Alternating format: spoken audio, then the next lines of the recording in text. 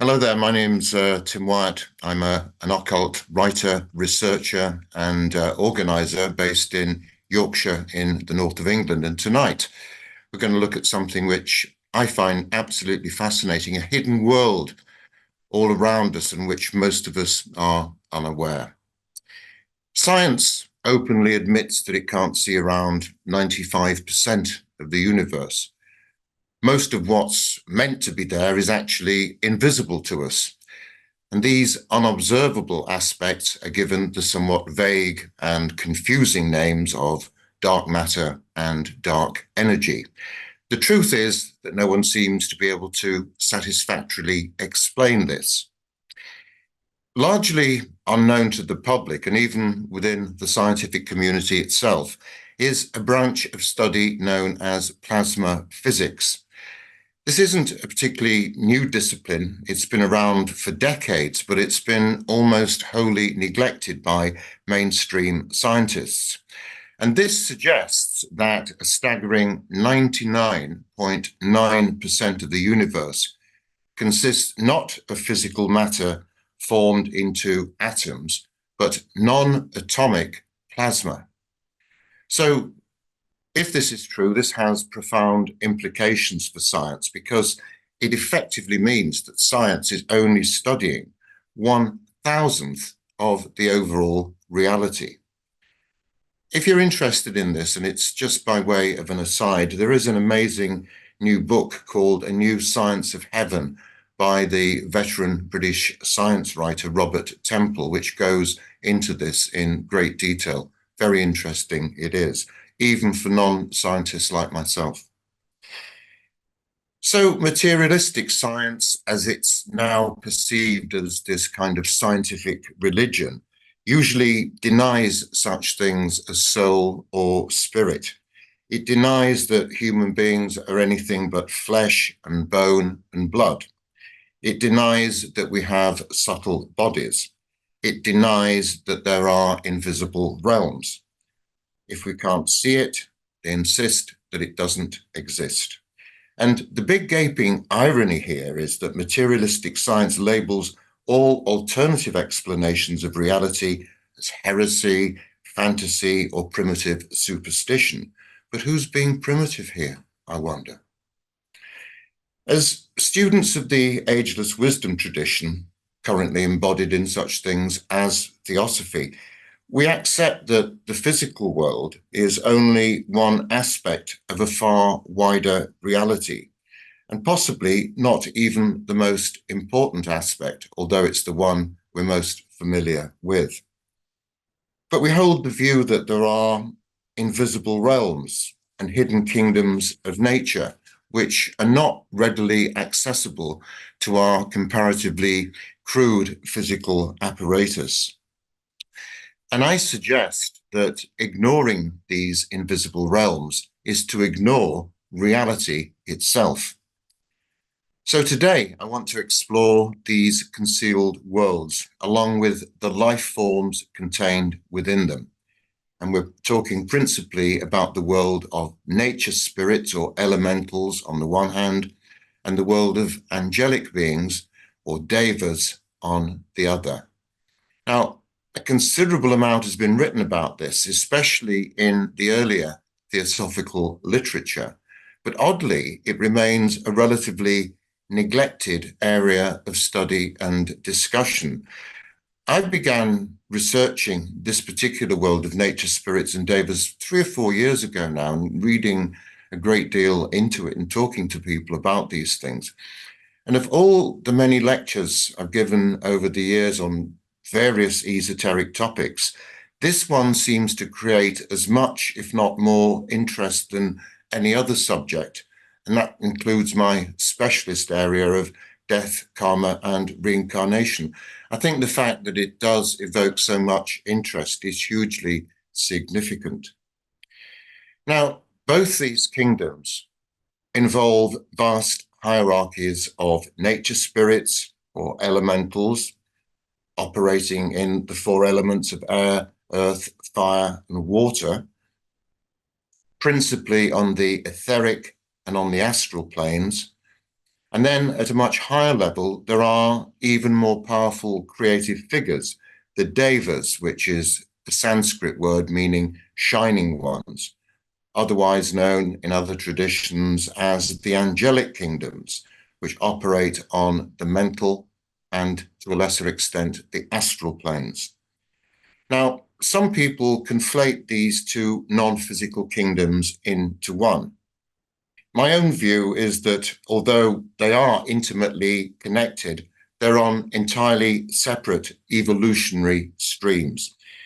The precise relationship between these two schemes is complex.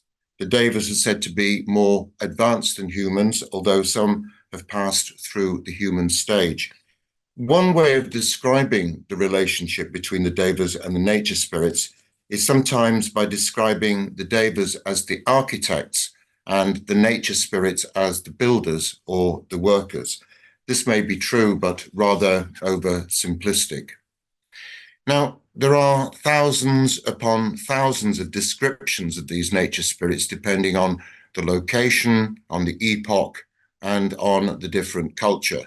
They come in every imaginable shape, size, and form, and we'll explore some of them in a little more detail later on in this talk. Why are these classes of mainly invisible entities so vital to us and to our world? Well, because without these hidden hosts, there would be no life as we know it. These entities keep us alive, they heal disease, and they're central to our reproduction and all our other processes. They operate on animals, on plants, and also in the mineral realms as well. They play a pivotal role in the weather, as well as in natural disasters such as earthquakes and volcanic eruptions. So they're literally everywhere, operating in and beyond our own bodies. They work on rocks and minerals, metals and crystals. Every living thing in the plant and vegetable kingdom is intimately connected with individual or collective elementals. Every flower bud, every tree and vegetable relies on them as its essential construction workers to build and to preserve their forms. Animals too have their invisible helpers, with nature spirits maintaining their bodies. These hidden legions create and perpetuate all life on the planet, and indeed the planet itself, which is, of course, a living, breathing organism, and we are its constituent parts. So both angels and nature spirits feature prominently in the myths, legends, religions, folklore, and children's stories of virtually all cultures and epochs. Hindu, Greek, Chinese, Egyptian, Celtic, African, Native American, and many others besides. In fact, it's actually hard to find any exceptions to this at any time in history or any part of the world until now. These legions, these secret commonwealths of nature, are now largely forgotten. They've been banished by supposed rationality, by the hard logic of modernism, and by the deep cynicism which results from all this. Throughout world history, nature spirits have been recognized by every culture, and there are literally thousands and thousands of different names for them, not just from country to country, but from area to area. There may be individual names just for a particular village or a locality. Many of the popular names we know: fairies, elves, goblins, the trolls of Scandinavia, the leprechauns of Ireland, the little people, the good folk, the jinns of the North African desert. In the Hindu pantheon alone, there are said to be 330 million separate types of spirits. The Australian Aboriginal peoples call them Wangina, while the Native American tribes such as the Zuni and the Cree describe them as star people, suggesting they have extraterrestrial origins. And the Pueblo people call them the Anasazi. Now, in recent centuries, certainly in the West, these hierarchies have been squeezed further from view and made even more invisible by the domination of materialism on the one hand and relentless industrialization and urbanization on the other. Mass migrations from the countryside to cities in virtually all developed countries and many undeveloped countries too has disconnected more and more people from nature. So today, these entities are widely seen as the crude superstitions of our allegedly primitive ancestors, and they're now completely ignored by the vast majority of people, even though they operate everywhere, including urban areas. But now that there is artificial lighting virtually everywhere, this has happened, of course, only in the last century or so. Few people now experience the existence of these spirits in a dark forest with only the moon for illumination. The majority of people, as I say, live in bustling and busy towns and cities with no close, immediate connection to the natural world. We're all saturated by electromagnetic radiation, and who knows what long-term effects this may have on ourselves and on these hidden kingdoms as well.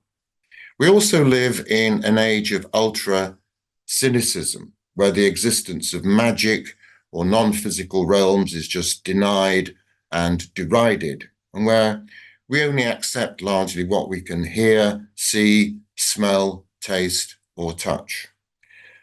So few people today even believe in their existence, so that only a small minority of people with clairvoyant or clairaudient abilities can easily detect them, especially visually, because largely they cannot be seen, they have to be perceived by other means. The nature spirits and the Devas combined together are humanity's most vital ally. Without them, we would be unable to live. We can't stress this with any more importance. But with our supreme hubris and arrogance, we've decided that they're just fantasy creatures. And if you start telling people that there are indeed fairies at the bottom of their garden or your garden, you may well be regarded as being insane and in need of psychiatric treatment. So this kind of knowledge doesn't sit very neatly alongside our world of brutal logic and largely mechanistic explanations of the universe, still mechanistic explanations. When we were more closely in touch with nature, many more people could perceive these nature spirits and devas, even though they're not all that easy to perceive with our physical senses. And they exist in these realms which most people cannot access, the etheric and the astral and the mental realms. They are within reach of all of us, but we need to work to access these kingdoms ourselves. But in the coming decades, I suspect that all this will have to change. My view is that it's vital that we rediscover and cooperate much more widely with the inhabitants of these covert worlds. And how this will happen is far from clear, but I do think it's part of this new cycle, this new age that we're coming into. So the nature spirits are often described as being linked to the four elements: the gnomes of the earth, the sylphs of the air, the undines of water, and the salamanders of fire. But this is mainly a Western classification, and there are numerous other ways of regarding them, depending on where you are in the world and which particular era you're living in. But I suspect that people do commune unconsciously with these invisible entities in woods and gardens and beaches and mountaintops and forests and places of beauty, as well as in sacred places. People are automatically drawn to these places. And a few people intuitively appreciate that this is perhaps a spiritual experience because they are somehow in touch, even vaguely, with these invisible realms. Why are so many millions of people, myself included, instinctively drawn to beaches? Well, the outward reason is that we like swimming or getting a suntan, but there might be much deeper and esoteric reasons for this attraction. Perhaps the beach is a place where there are entities from each of the four elements. There are the earth spirits of the beach itself. There are the undines and devas of the sea. We have the sylphs of the air, often manifesting in shifting clouds. And we have the salamanders of fire operating in places where there is most sunlight and therefore most abundance of that wonderful invisible energy, prana. And there's another important factor which has banished these spirits of nature from popular consciousness. From the Middle Ages onwards, the Catholic Church and its various successors went to war against the nature spirits in particular. It permitted the existence of angels to do God's work, whatever that might be, but cynically and cruelly it transformed the elemental kingdoms into demon realms which were controlled by Satan, by Lucifer, or by the devil. And so they came to represent evil. And the church declared these denizens members of a wicked and forbidden kingdom. And it condemned those who perceived or communed with these entities as witches or sorcerers, necromancers or devil worshippers, and it dealt with them accordingly in torture chambers or by burning them at the stake. So nature spirits or elementals have two forms. They have a permanent astral body and a temporary materialized etheric body. The etheric, of course, lies at the upper end of the physical spectrum, not recognized by science, but finer and finer forces in four states. So the nature spirits can change their size and shape and will, and they seem to be very much affected by human thought and by human emotion. Some nature spirits may be hostile to humans because we've systematically waged war on nature, which is their terrain. It's what they're the guardians of. The sylphs of the air may have been severely disrupted by pollution, by electromagnetic radiation, or the many thermonuclear explosions we've carried out, as well as just general warfare and other human activity. The gnomes of the earth may resent mining and mineral extraction and oil extraction. Interestingly, miners from many different countries have often reported seeing these entities deep underground. The undines and other spirits of the rivers, lakes, and oceans have also faced pollution and the denaturization of water. And salamanders of fire are quite evident in wildfires, in heat waves, and in volcanic eruptions. Sometimes nature spirits, particularly in the historical accounts, are described as malign or malevolent. And in many past accounts, they're said to do unpleasant things to humans, steal children, ruin crops, bring bad luck, or abduct country folk at night. And victims were taken into an underground world for up to a year, but it seems like only a night. And they're often, these nature spirits, portrayed as being somehow hostile to humans and behaving like tricksters and repelled apparently by coarse human vibrations. But then, of course, there are artificially created elementals, created especially for use in magical ceremonies. And these can be especially potent and long-lasting. Some of those created for powerful rituals during Atlantean times, many, many thousands of years ago, are said to be still lingering around on the astral plane and still having an effect on human activity. Another key factor about nature spirits is that of obsession. And in 1920, in the Blavatsky lecture to the English Theosophical Society called Nature Spirits and Spirits of Elements, the speaker, Mr. D.N. Dunlop, observed that nature spirits don't only obsess human beings and animals, but also particular locations such as trees or pools or lakes, stones, mountains. And he also suggested, interestingly, that they could also obsess machines. Well, given the ubiquity of technology in the modern world, as well as all this electromagnetic energy that's swirling around us everywhere, might there also exist hosts of machine entities that we have created? Perhaps we have created them, and the silicon chip and the circuit board are their homes. Elementals may occupy our smartphones, our laptops, our domestic appliances, musical instruments, and maybe even our cars. And given that these entities respond to strong human emotion, perhaps even the artificially created ones too, might that explain why our cars won't start and our laptops go wrong when we get angry or agitated? Just a thought. But along with the internet and all the rest of the digital infrastructure, from satellites to sockets, we may well have artificially created an entire new class of machine spirits, which will be an interesting notion. I'll now return to the idea as to whether we could, and indeed should, commune far more closely with these elemental beings.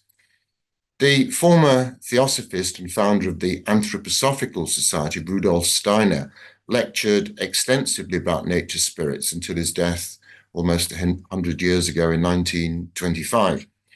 And he had his own unique insights into these kingdoms. And towards the end of his life, he issued a stark warning, which simply stated that if mankind didn't become far more receptive to the spiritual world, the elementals would form unions led by the malevolent devil-like character he called Ahriman. And if this were to happen, said Steiner, man would be unable to make further evolutionary progress during this or future cycles. And that strikes me as a very stark warning indeed.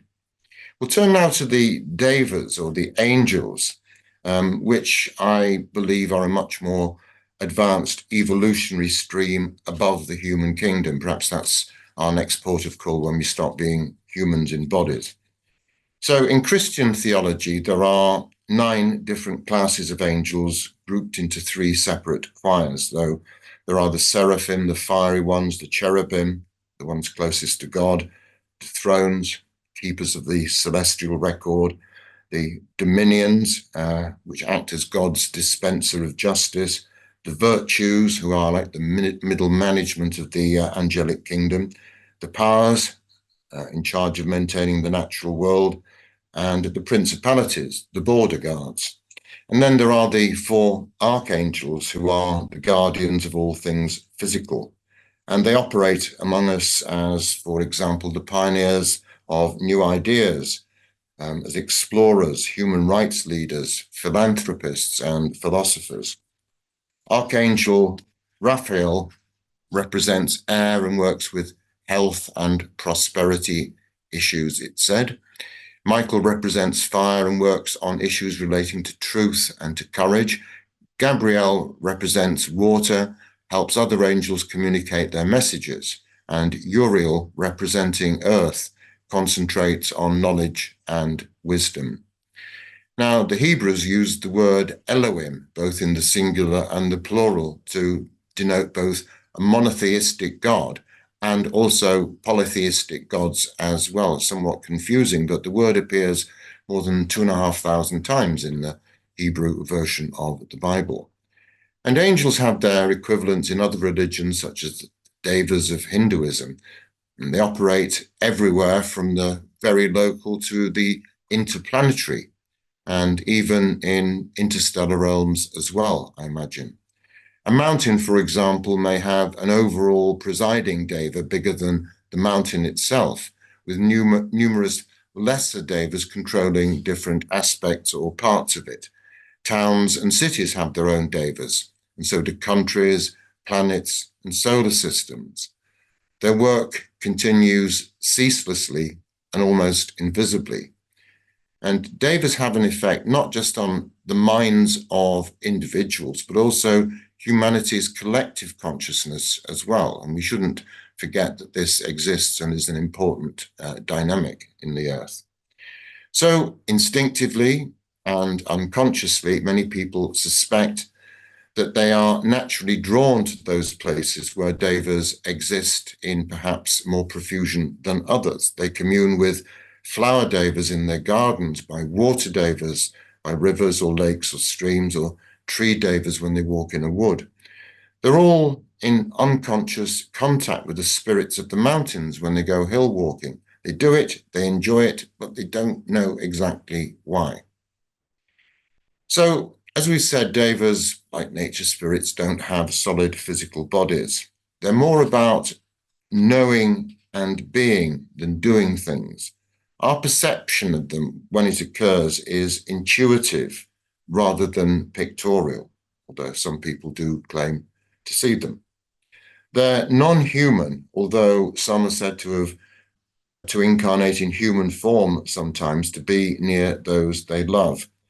And they're often pictured with what appear in a number of traditions, particularly the Christian one, to have wings. But these aren't for flying. They tend to be like streaming emanations of energy. And the devas also work in hierarchies, as do the nature spirits, progressing from smaller tasks to larger ones. They're said to be the direct agents of the law of karma via the lipika, or the celestial scribes who record all human activity. And the devas are believed to intervene when humans cause changes incompatible with a particular cycle of existence. This is an interesting thought. If we were to act in a way which would force the externalization or the appearance of the devas. And perhaps this is happening because interesting film footage exists of mysterious forces interfering with nuclear weapons tests and disabling missiles, and being seen in places where nuclear weapons are stored or where nuclear energy is produced. They were certainly seen around Chernobyl at the time of the disaster there in 1986. Have they somehow prevented nuclear annihilation? Have they assisted when there have been accidents in the past? Some claim that these things are extraterrestrial interventions, but could they be angelic? So there are numerous classes and hierarchies of Deva depending on their function and their location. And we find them in all these natural locations I've mentioned, in woodlands, hills, mountains, streams, etc. But they can also be found in clouds and in weather patterns. They're attracted to a particular species of plant, or they can be found in places of devotion or meditation or worship, such as churches or temples or other sacred spaces. There are devas of the city and devas of the town, and their job is to ensure the inflow of vital prana energy from the sun at dawn. And these devas of the city also provide protective auras for other devas. They oversee the spiritual aspirants of the city, as well as forming links, communication links to other towns and cities. Every household has its own spirit, own angel, known as the spirit of the hearth. And they're also found overshadowing places of government or administration, or in places of justice, such as law courts.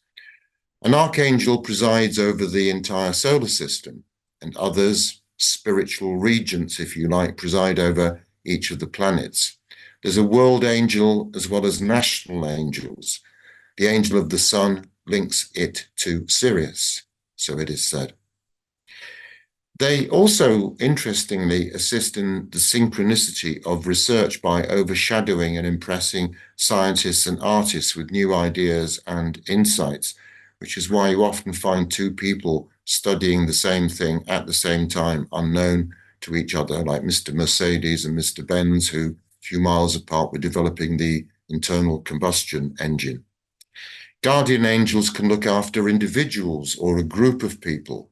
They form a special school to help people with their own spiritual growth and assist with the flow of energy at rituals. And a large group of Devas is involved in one way or another in healing by overshadowing hospitals, clinics, and other forms of healing, whatever they may be.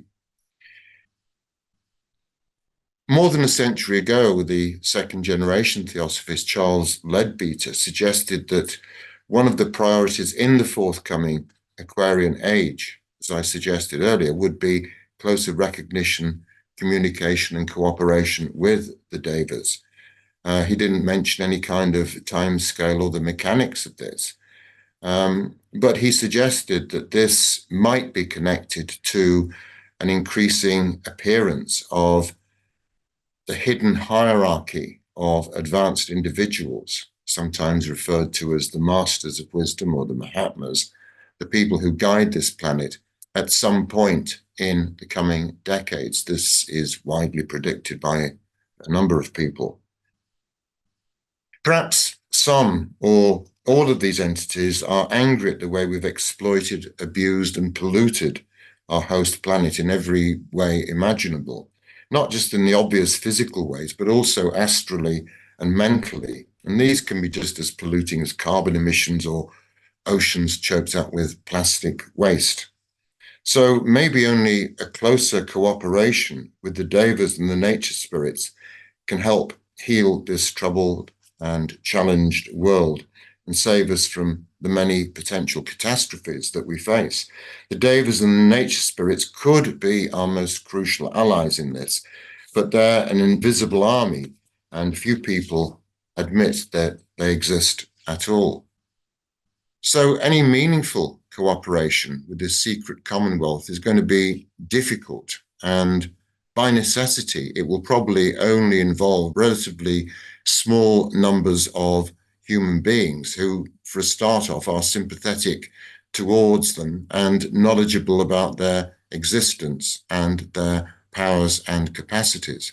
Given that the Devas operate mainly on the mental plane, initially at least, it's going to require individuals with exceptionally well-evolved minds to engage in some kind of dialogue with them.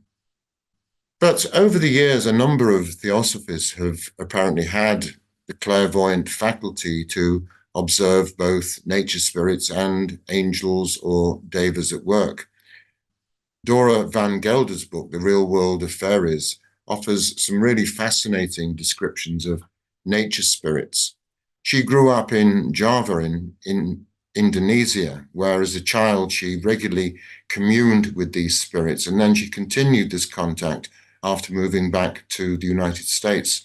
The book offers some really fascinating and detailed descriptions of different classes of fairies, as well as their behavior and how they influence the natural world through their vibrations. The 20th century British theosophist, well known around the world, Geoffrey Hodgson, carried out extensive clairvoyant investigations into both nature spirits and devas, and he produced many very readable books on this subject about 100 years ago. And some of his impressions were visually realized by various artists, but these probably only gave a vague impression of what he could actually see. And Hodgson also clairvoyantly investigated how devas and nature spirits work together on the embryo and fetus in a mother's womb, building the physical, the etheric, the astral, and the mental bodies. And he actually clairvoyantly observed a woman during the whole of the 9 months of her pregnancy and wrote detailed descriptions of this, and showing how each body over the months, fed by the nature spirits and overshadowed by devas, is progressively constructed until the mental body towards the end is approximately 4 feet higher and is brighter and denser than it was even a few days earlier. And by the time of the baby's birth, there was an astral angel which was almost the size of the mother and was enclosed within the angel's aura. And the angel just prior to birth appeared to be taking the greatest possible care of the baby and watching closely over it and protecting it from harmful external influences. Before birth, says Hodgson, various angels departed to be replaced by an even kind of more loftier feminine presence who he called Our Lady, some kind of personification of the feminine principle recognized as Venus or Mary or Isis or Ishtar. So today we've really only been able to scratch the surface of these secret empires and hidden kingdoms of nature. I mean, it's a vast and mysterious area of study, and indeed I think it's a neglected one, and I'm not entirely sure what prompted me to delve into this when I was in my mid-60s, but it's almost as if I were overshadowed and directed somehow to re-explore this neglected world, which connects so closely with our physical realm, but remains completely concealed beyond it. So I hope other students, other researchers will continue to try and open up new avenues of inquiry, because I get the overwhelming feeling that this is hugely important at this pivotal time in humanity's development. Thank you very much for listening.